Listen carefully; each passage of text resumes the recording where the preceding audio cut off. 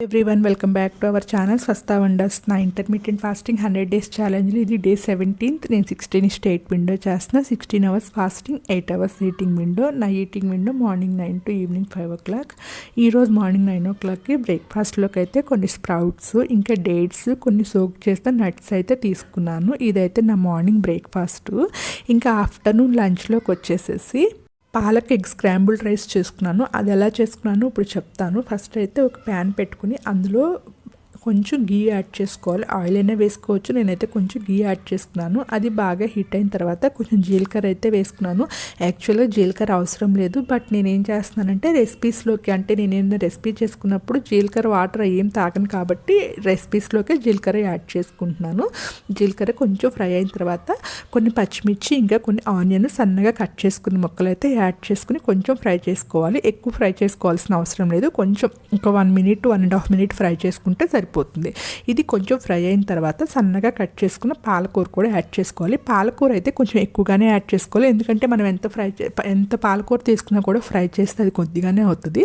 నేనైతే ఒక పాలకూర కొంచెం ఎక్కువగా ఒక గిన్నె నిండా సన్నగా కట్ చేసుకుంది అయితే తీసుకున్నాను. ఇదంతా కూడా యాడ్ చేసుకుని లైట్గా ఫ్రై చేసుకోవాలి. మరీ ఎక్కువ ఫ్రై అవ్వాల్సిన అవసరం అయితే లేదు. పాలకూర కూడా కొంచెం దగ్గరగా ఫ్రై అయిన తర్వాత ఇప్పుడు ఇందులోకైతే మనం ఫస్టే బీట్ చేసి పెట్టుకున్న ఎగ్ మిక్చర్ అయితే వేసుకోవాలి. నేనైతే 2 eggs అయితే బాగా బీట్ చేసి అయితే మిక్స్ చేసుకున్నాను.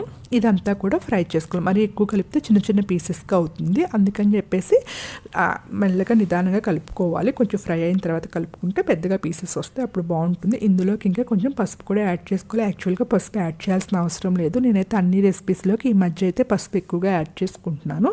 పసుపు వేసి ఒకసారి కలుపుకున్న తర్వాత ఇందులోకి అయితే కొంచెం రైస్ యాడ్ చేసుకున్నాను. రైస్ అయితే ఎక్కువ అవసరం లేదు, ఎందుకంటే 2 eggs వేసుకున్నాము, ఇంకా పాలకూర యాడ్ చేసుకున్నాం కాబట్టి రైస్ ఒక 50 grams రైస్ అయితే చాలా ఎక్కువ. నేను 50 grams కూడా యాడ్ చేయలేదు, కొంచెం రైస్ అయితే యాడ్ చేసుకున్నాను.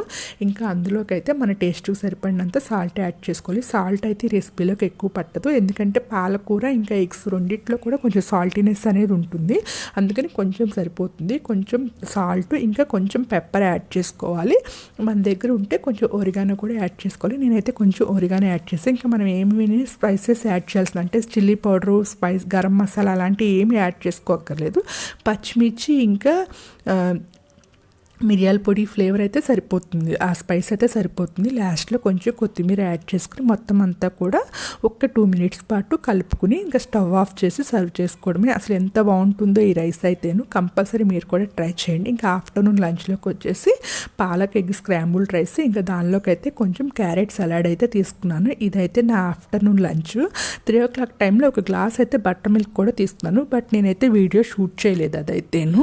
ఇందులో అయితే ప్రోటీను, ఫైబరు, ఇంకా మంచి కాల్షియం రిచ్ ఫుడ్. ఇది మాత్రం ఈ రెసిపీ చాలా అంటే చాలా బాగుంటుంది. నాకైతే ఫేవరెట్ రెసిపీ అని చెప్పొచ్చు ఈ రెసిపీని.